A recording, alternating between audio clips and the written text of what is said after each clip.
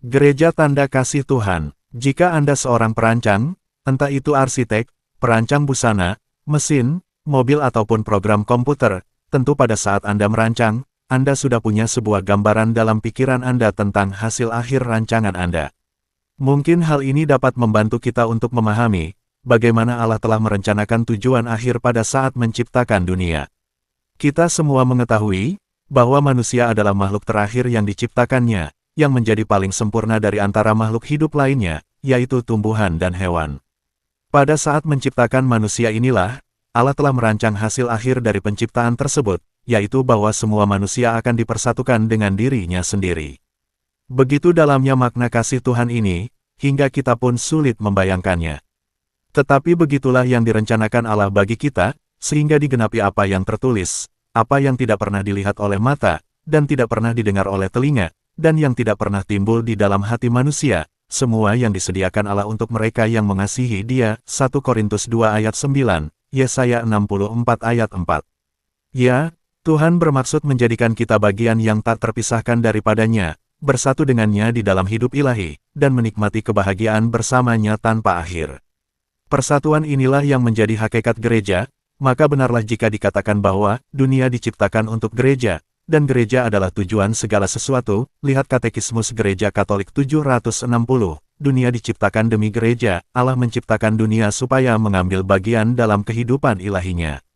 Keikutsertaan ini terjadi karena manusia-manusia dikumpulkan dalam Kristus, dan kumpulan ini adalah gereja. Gereja adalah tujuan dari segala sesuatu.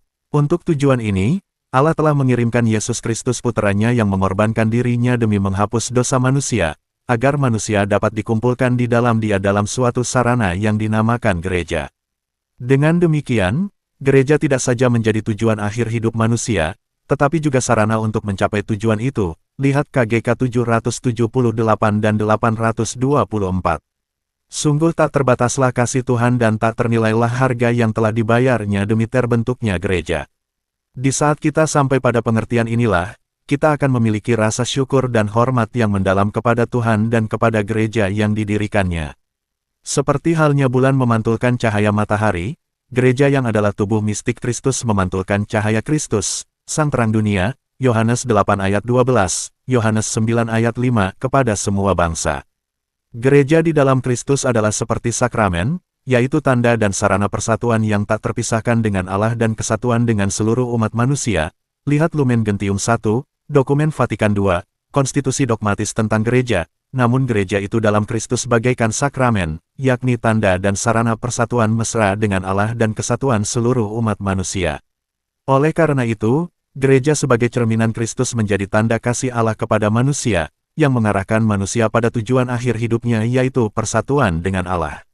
Jadi, gereja memiliki dua dimensi yang tak terpisahkan, yaitu, pertama, sebagai tujuan akhir, ia berdimensi ilahi, dan kedua, sebagai sarana, ia berdimensi manusiawi. Perpaduan kedua hal ini merupakan suatu yang kompleks, yang membuat gereja sebagai kelompok yang kelihatan secara lahiriah, namun bersifat rohaniah, kelompok yang dilengkapi struktur kepemimpinan, namun juga sebagai tubuh mistik Kristus, kelompok yang berada di dunia namun diperkaya oleh karunia-karunia surgawi. Lihat Katekismus Gereja Katolik 771 dan LG 8. Yesus mendirikan gerejanya di atas Rasul Petrus atau Kepa, Petros, yang artinya batu karang. Lihat Matius 16 ayat 18 dan memberikan kuasa yang khusus kepadanya di atas para rasul yang lain, untuk menggembalakan domba-dombanya. Lihat Yohanes 21 ayat 15-17. Walaupun Kristus juga memberikan kuasa kepada rasul-rasul yang lain, lihat Matius 18 ayat 18, tetapi hanya kepada Petruslah ia memberikan kunci-kunci kerajaan surga. Lihat Matius 16 ayat 19 yang melambangkan kuasa untuk memimpin gerejanya di dunia. Yesus Sang Gembala yang baik, mempercayakan domba-dombanya kepada Petrus, dan mempercayakan tugas untuk meneguhkan iman para rasul yang lain, agar iman gereja jangan sampai sesat. Lihat Lukas 22 ayat 3-32.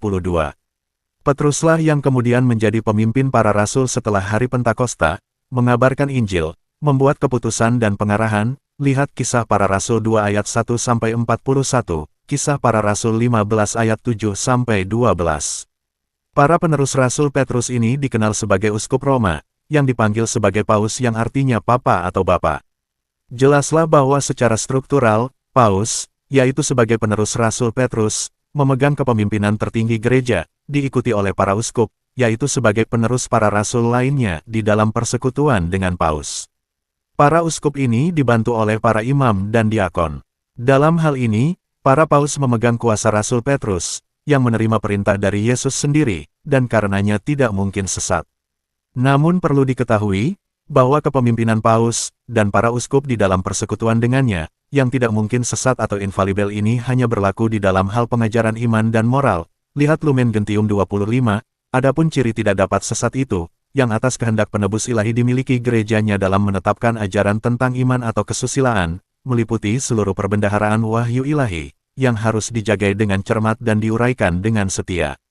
Ciri tidak dapat sesat itu ada pada Imam Agung di Roma, Kepala Dewan para Uskup, berdasarkan tugas beliau, bila selaku gembala dan guru tertinggi segenap umat beriman, yang meneguhkan saudara-saudara beliau dalam iman, lihat Lukas 22 ayat 32, menetapkan ajaran tentang iman atau kesusilaan dengan tindakan definitif.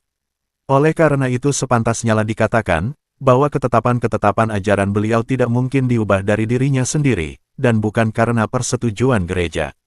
Sebab ketetapan-ketetapan itu dikemukakan dengan bantuan Roh Kudus, yang dijanjikan kepada gereja dalam diri Santo Petrus.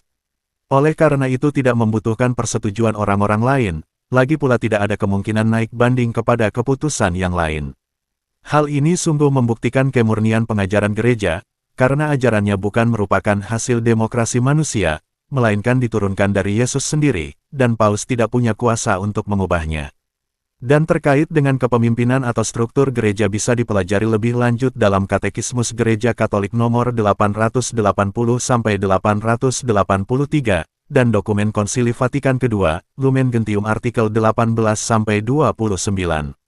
Demikian, semoga bermanfaat. Salam kasih dalam Kristus Yesus, Tuhan kita.